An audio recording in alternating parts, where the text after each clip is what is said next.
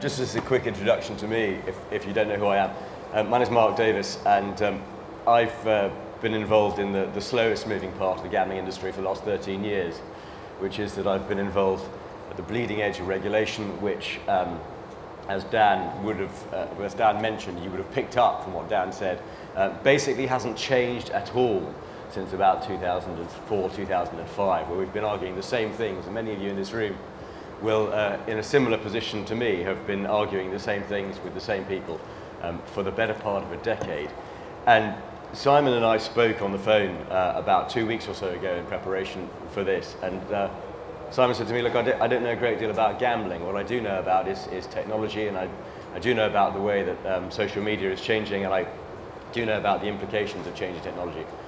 And I said to him, well, that's great, you know nothing about gambling. I said, come along and tell us from the perspective of other industries how governments have reacted to changing technology and what we might take out of that as a gambling industry in order to go to the various people that we speak to in government and give them examples of worlds where they have been left dramatically behind and have then been forced, or they've been in a position where they've been having to catch up and have never really made it. So Simon, give us a perspective of another industry or an example of where governments have just got left behind, where we can turn around to the various regulators who we're going to hear from later about what they're doing to solve problems that are really 10 years old, and we can say to them, look, this is what happened in this industry or that industry or the other industry. Don't let the same thing happen to gambling. Thank you. Well, the principal example is probably pornography, but I'm going to leave pornography aside. It's too early in the morning to talk about pornography because politicians normally wash their hands of pornography, or they just don't know how to deal with it because it's elusive, it tends towards organised crime as well, and all the issues that grow with that. One I'd like to think about for the moment is the online dating industry. Online dating is hugely popular everywhere in the world, but one of the issues that isn't being explored at the moment is the issues to do with privacy. Because if, God forbid, one is involved somehow in trying to find a match, find a date on an online site, you don't necessarily know where that site might be domiciled. And an example that came up a few weeks ago, how many people here are from England? One or two? I wonder if anybody saw the Panorama report a few weeks ago on online dating, and the fact that a number of the sites now are starting to domicile out of Europe. Ukraine is quite popular. Now, many people in the UK don't, for example, know that their data is actually being moved out of Europe with all the privacy implications into countries like the Ukraine, which have no regulatory oversight whatsoever. So why should you be worried about this? Well, one, as Panorama pointed out, which is the BBC investigative program, that what is happening is that there are false accounts and false dates being put up. They're actually using photographs of different people and creating false profiles. And the other thing is you don't know what's actually happening to your data in a country which is outside of Europe. So to cut a long story short, one of the problems and the fundamental issues that governments across Europe, indeed across the Western world, have to keep up with is the issue of privacy. Once something comes out of Europe, and the confidence and the integrity that goes at least within the European regulatory environment, where your data goes, how your data is used, or indeed how your data is abused. And the problem perhaps for the gaming industry, and this is obviously a problem which is reflected and a matter of concern for European regulators, is what happens if you fail to regulate effectively, you fail to reach a compromise which recognizes that we have to live with this phenomenon, and I used some technology examples earlier on, that people are going to be using this stuff, and if we don't actually regulate effectively in Europe, then it will escape elsewhere, and it is very, very difficult, regardless of blacklists and whitelists and IP blocking, to prevent third parties setting up businesses elsewhere where your data can be abused, where your information can be stolen, or your identity can be stolen at the same time. But how do you say to a government, once you identified that problem and you've given them an example, how do you say to them, this is how you should get ahead of the game? Governments in my experience of the UK and talking to politicians from a number of different places, are reactive. They are not proactive. And it is very, very difficult to find politicians who are, first of all, aware of the technology. So many of our elder politicians are just starting to get to grips with Twitter. Many of them will actually not experiment with social media. And the greater majority, I find, with the exception of some of the younger politicians who are coming up, for example, in Westminster, have no familiarity with the technology or the implications of this technology, which is doing this rather than that. And this is the problem, because they're regulating for something which happened maybe 3 years ago. Right, so isn't the reality that they have to be, we have to find a way to make them proactive rather than reactive? Because if they are always going to be reactive, we as an industry are always going to be trying to stop them from doing something that is 3 years old by definition. So how do you put it across to a regulator that they need to be proactive and visionary about technology when their natural tendency is to be the opposite? This comes down, of course, and always to a matter of education. It can come down to a question of lobbying. But for example, we were discussing this last night. I'm a vice chairman of something called the Conservative Technology Forum, and a suggestion I made last night, because we have regular events we run at Westminster, is perhaps that we try and run an event at Westminster involving some of the key politicians who have some knowledge in this space. It could be Malcolm Harbour, it could be Adam Afree, and have a discussion at Westminster and try and get some of these points across. You have many of the politicians who, like my good friend Malcolm Harbour, can be aware of the issues, but you have a great many more who are either too busy elsewhere or are ignoring the issues and do not recognize the implication of the downstream threats that might happen as a consequence of ignoring technologies which are evolving too quickly. So it comes down to a question of education, constant education, and an industry, whether it be the software industry, whether it be the gaming industry, anybody else working together en masse, en bloc, and attempting vigorously to educate politicians, not just in their own countries, but across Europe at every stage of the regulatory business. Right, but I mean, my perception would be that a lot of the people in this room will feel that the gambling industry has done that it has educated, it has lobbied, it has pointed out a number of the points that you made. Monopolies are bad, this is why. Those arguments have been made a lot over the course of the last decade, and they haven't moved the regulators or the government's behaviour. So something's got to change, something that somebody of your knowledge has got to come in and say, this is the way to change the dynamic. This is how you get them to jump from here behind the curve to here ahead of the curve. And once they're there ahead of the curve, then your life becomes significantly easier. What can a technologist, a technology expert like you, and somebody who's involved in the political world bring to make them make that jump? There are two things here. First of all, that particularly at this time of austerity in Europe, governments and regulators are aware of the financial potential benefits of the tax revenue stream that could come from a successfully regulated industry. And there's no doubt about this at all. There is, however, a political reluctance to embrace this, and if I wear my minor political hat on, this is an area which is always uncomfortable to discuss, because it doesn't feel right if you are a politician to be seen to be encouraging or promoting something which is in this particular area. You have to find a champion, a prominent champion within the political system who is prepared to take this forward and prepared to support it almost unequivocally, but also with the evidence, not only the regulatory evidence, but the financial evidence in support of obviously the proposals being made by an industry which appear, from a pragmatic point of view, to deliver a sensible working compromise. Because across Europe, the problem of European regulation, I've seen that within the copyright industry, I've seen that within the aviation industry, where I also have a business, is that Europe always falls down, as we all know, to the lowest common denominator. And so it becomes a fudge. It becomes a fudge that never quite works, and becomes in a way anti-competitive. And I've had this argument a few years ago with President Barroso as well, who was waxing lyrical about the optimism about the European software industry and how it would be the greatest software industry in the world by 2010. And we knew that wasn't going to happen.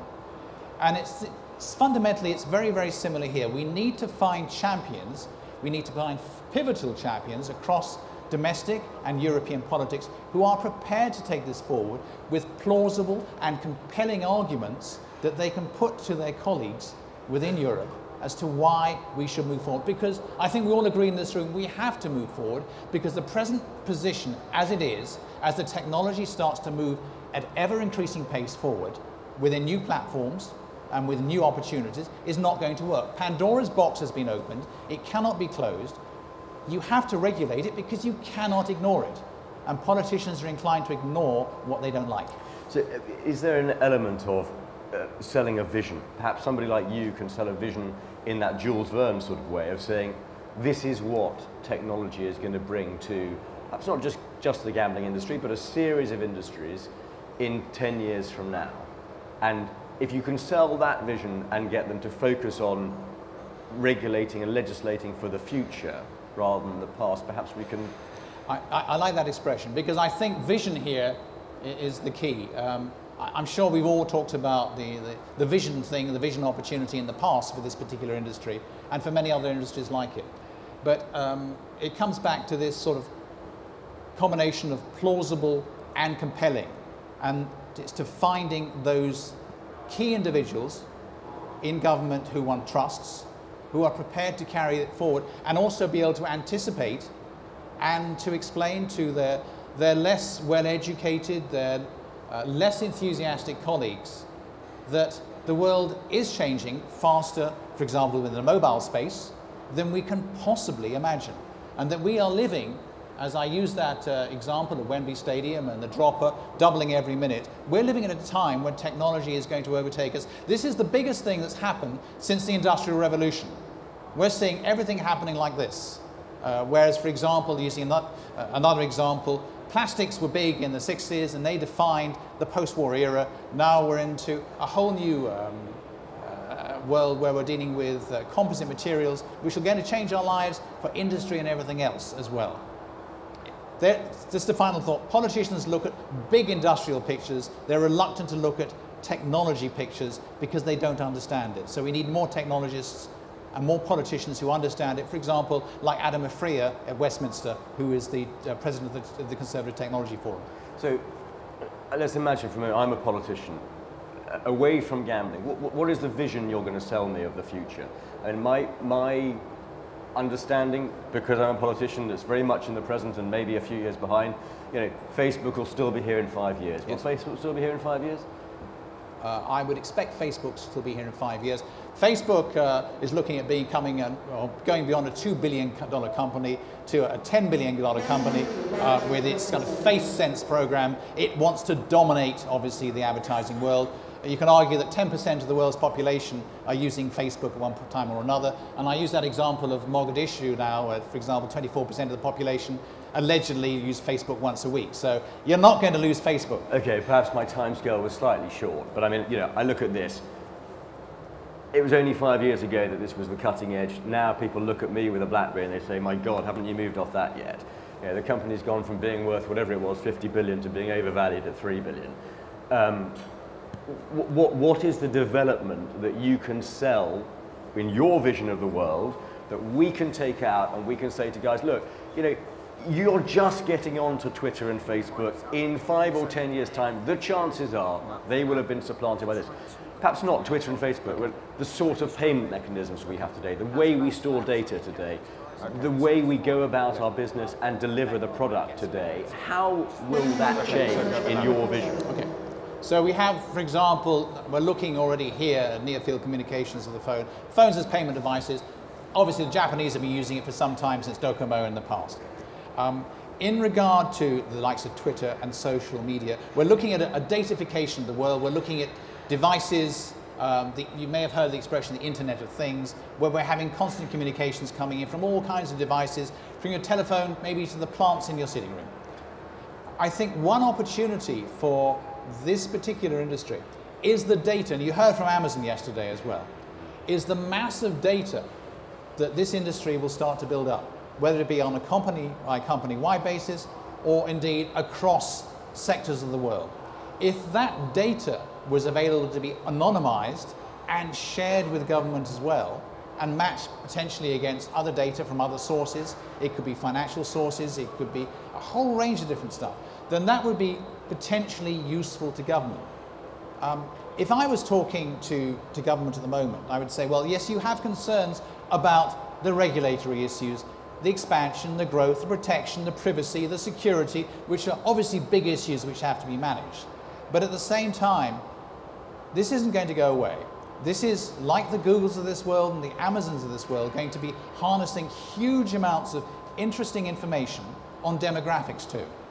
And if this industry was able to share this type of information on a privacy-conscious, anonymized basis, that would be useful to government, because I suspect over time, governments increasingly, in the same way that in the United States, Google now provides the anticipation or the early warnings to the Center for Disease Control about flu outbreaks, because they look at their searches and they can anticipate and they can predict when a flu outbreak is happening far faster than government just by looking at searches, and that's very effective.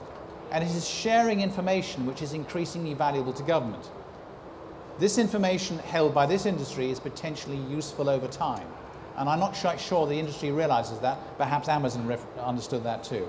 And I think that is one facet, is actually working with government to find a solution which is acceptable to all, and sharing information which will actually give government something more than anticipated in the first place. But you need to find the champion who understands that. We're very short of time in this session, but let's just quickly see. We got a couple of questions that anybody wants to ask from the floor.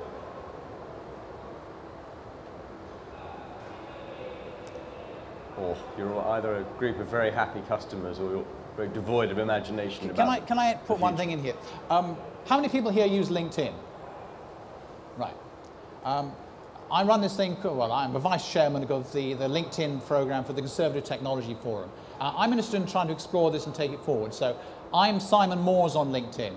Please, if you're interested in doing this and you're interested in becoming involved with what we're trying to do to at least develop a dialogue and a conversation, please link into me and I'll try and put you into the Conservative Technology Forum. So if you can contribute, that would be great, because there are other people like in this Malcolm Harbour and others who are also equally involved with this too, and I think that might be useful. We've got a question from the floor. Thank you very much. Simon, I very much admire what you just said. I'm the president of the Gaming Standard Association for 15 years, and I think you hit on a couple of very important points. Number one, the exponential change of technology. And you know Ray Kurzweil, he's one of the most famous individuals on the planet. Yep. Yep. And I was very fortunate enough 9 months ago to listen to him, and indeed it is exactly what's happening. If we are now dealing with online gaming is indeed exponentially more complex because we live in a virtual world. So indeed, the second point you mentioned is about education. Absolutely correct. As an industry association, we right now have the industry domain, which is typically the vendors and the operators. As an organization, our board recently created a new group enabling policy domain makers to start collaborating at arm's length in their own trusted environments, because that's exactly what this industry needs. You know what? We're from the United States. We're dealing with online gaming as it enters our country. Europe has been battling with this for 15 years. And I think now you start realizing that mass collaboration, like macroeconomics, a speaker from Canada that I invited last year to talk about it, is the way of the future. It doesn't matter whether it's gaming or any other thing. Mass collaboration is the way we're going to start addressing these technology complex challenges that these regulators are faced with. Frankly honest, I wouldn't want to be a regulator. It's a very challenging area, because at the end of the day, a regulator has to protect the consumer. That's his role. So as an industry, we need to start collaborating. And it's not Europe alone. It's Canada, it's the United States. The last point I want to hit on is about data. You're absolutely correct. One of the initiatives that we're launching is about a regulatory reporting messaging standard. At the end of the day, the information that regulators need, whether it's for taxes, whether it's for responsible gaming, whether it's for fraud detection, collusion, you know what? That information is constant across the world. If you want to make your tweaks to that and additions for your country, that's fine. But as an industry, if we don't do that, we are going to stifle innovation adoption and therefore also attacking a tax revenue as a consequence of that. And I think you're absolutely spot on in what you said. If I just might pick that up just a second. Excellent. Two words spring to mind, transparency and trust. These are two areas which worry regulators, understandably, about the gaming industry for good reasons. If the industry itself can be seen, rather like an equivalent of the Financial Services Authority, to be seen to be policing itself within the big players up there and achieving an environment which adds confidence and gives the regulators a reason to suspect that indeed there is a level of transparency and there is absolute trust, then I think we can move forward. But until that is achieved and the perception is like that, then there's always going to be that sort of what I use the expression digital tension, yeah, between what's happening and the regulation of the industry itself. And I think that's a great opportunity to step forward if you can achieve it. The challenge, though, is to get regulators not to regulate in a way that stifles innovation, because all they do, as we would all know in this room, regulators and operators alike, is they stifle innovation within the regulated market. And of course, innovation continues willy-nilly around the world. So that's the challenge. If you can contribute in the debate for the gambling industry to stop that happening, I'm sure everybody around here would be delighted. Meanwhile, let's say thank you very much, Simon, for coming to give us your insight. It's been a very interesting half hour, and thank you all for listening. Thank you very much, everybody.